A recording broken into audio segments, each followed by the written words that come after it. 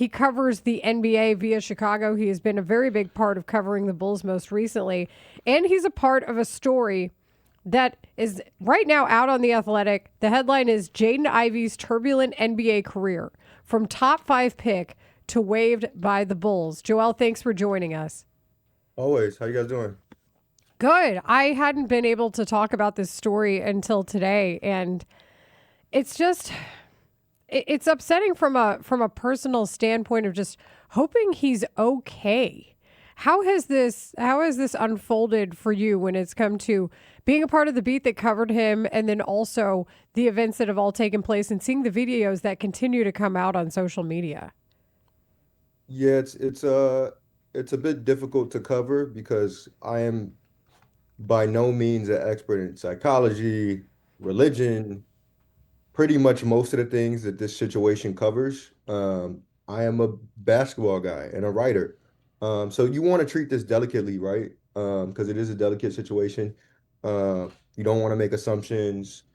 You want to just kind of relay what he's putting out there. He's talked what feels like almost every day. Yesterday was like our first break from him going live, almost since he got since the Bulls shut his season down. And so it's been a lot. It's a lot's been said. There's been a lot of words, a lot of controversial words at that. And it's unlike anything I've ever covered. I mean, my first month on the job um, was my first month on the job in OKC, I should say, was when the Getty stuff happened. And to me, that was pretty unprecedented. And now, I mean, this is easily the most bizarre thing I could cover for lack of a better word. It's unlike anything I've ever covered.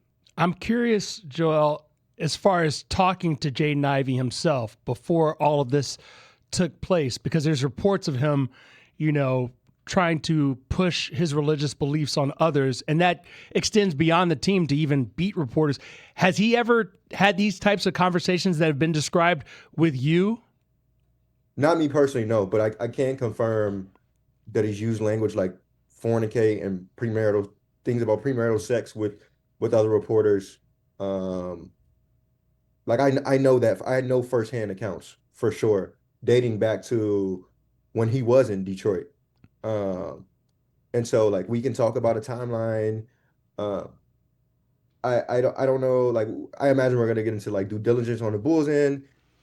I don't want to like accuse them of like being completely oblivious, but like some of the writing was on the wall. Like I just think of like obviously the two teams I spent the most time around are the Thunder and the Bulls, and we know basketball wise they operate in completely different spaces. But I know that something I've been thinking about is if Sam Presti got wind of, I mean I'm sure you guys have seen this, maybe not, but we documented it in the story you referenced. 10 days after he broke his leg in Detroit in January of 2025, he goes on a podcast and his testimony includes talking about, in his words, being abusive, which I don't think he details physical abuse, but he calls himself an abuser. He mentions a pornography addiction. He goes down this sort of road where uh, if you are like I don't want to speak like I'm a judge of character, but if you're a team and you're filtering what kind of guys you want to bring in a building and what you want to be part of, I imagine that's like a red flag for you. And that stuff was public. That was out there, and I don't know what the Bulls had access to, but I can confirm like Detroit media did happen to deal with uh, talking to him and the word fornicate being used with him and things of that nature. I mean, it just puts people in a really tough spot. Like it puts people in an awkward spot. You want to have a candid relationship that's professional as Yeah. reporters with somebody you're trying to interview. And as we understand, Joel, some of this is also he couldn't answer questions about basketball without bringing some of this stuff up first. Yeah. You couldn't get answers about the actual games or about his actual performance.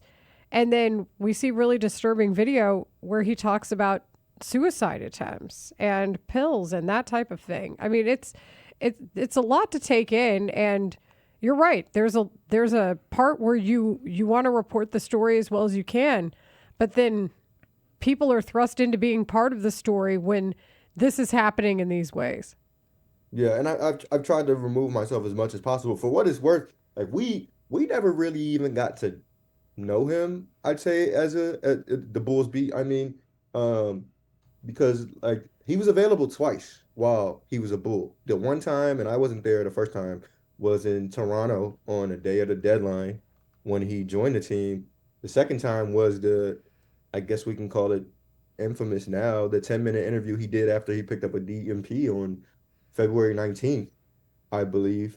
And that was when I think we got as a beat the sense that like, okay, like this is kind of who he is. Where you mentioned like, conversations and interviews are quickly derailing into him, um, sort of like kind of just and I don't know if infringe is the word I want to use. I mean, it's a word JB Bickerstaff used, maybe not in describing Jaden's actions specifically, but he was just those are his general comments after being asked about Ivy. We got the sense in that interview, like, okay, there's kind of to this extent, he's almost infringing his beliefs upon us. He's using words like repent and um, stuff like that, and sinner, which we've seen in the past week. And we're asking about his DMP. I mean, to use his own words, he thought it was his first DMP of his career, which is probably true.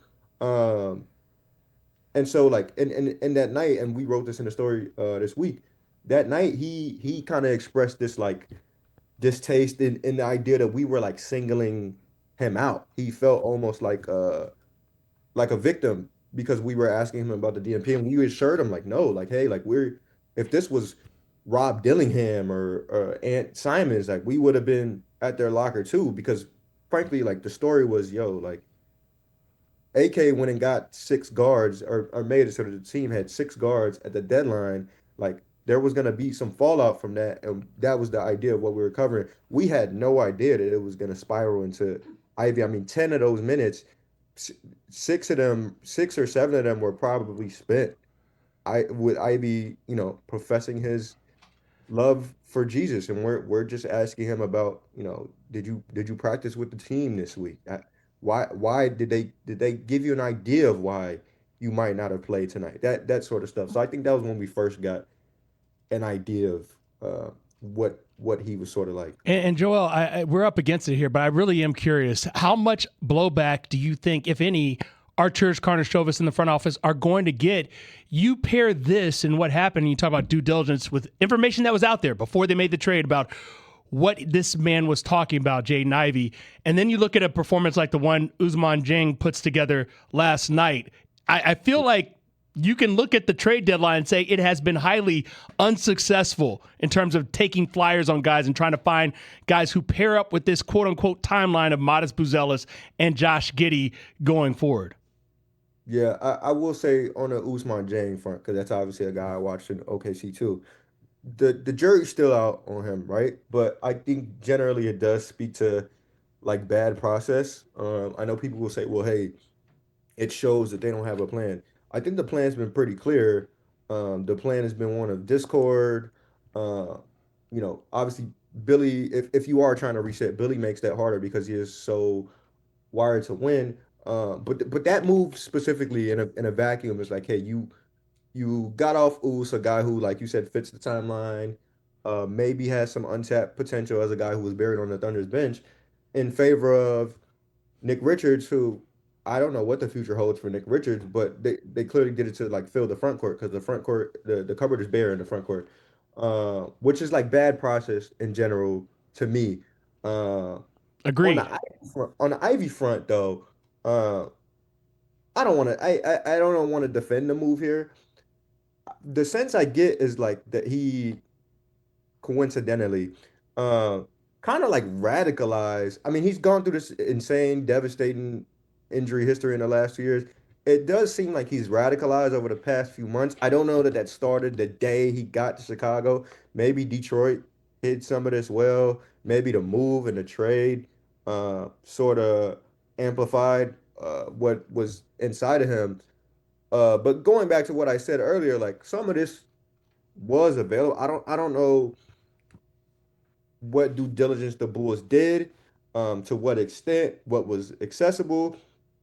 I imagine, I mean, in talking to some teams, I mean, obviously teams are going to defend their information gathering, but like it seems like a mistake that not many teams would have made. Again, I think it is possible that he radicalized around the time of the trade, and that some of the nature of some of the things we're talking about became more conspicuous. Um, but like him on that podcast, that happened in January 2025, and that's like publicly accessible. So I think on that part, it's probably bad process. But again, this is a guy that I think they genuinely thought had starter upside, that they could sort of revive some of that, once tantalizing athleticism, and have be a guy for this build. So yeah, I do think in a lot of ways it was bad process. Maybe not as much. I'd argue Usman Jang is more bad process, just because on his face you knew at the time what it was. This thing obviously has become something that they probably couldn't have predicted, Yeah. even though the writing was somewhat on the wall. Joel, thank you for your work. Thanks for the perspective today. Thanks for your reporting. If you want to check out that story, Jaden Ivey's turbulent NBA career from top 5 pick to waived by the Bulls, that is on The Athletic right now. I know you will continue to track this story. Thanks for the time. Thanks. Thanks, guys. Thanks, Joel. That is Joel Lorenzi. You can check out more of his work on X at Joel X Lorenzi. He's a staff writer for The Athletic.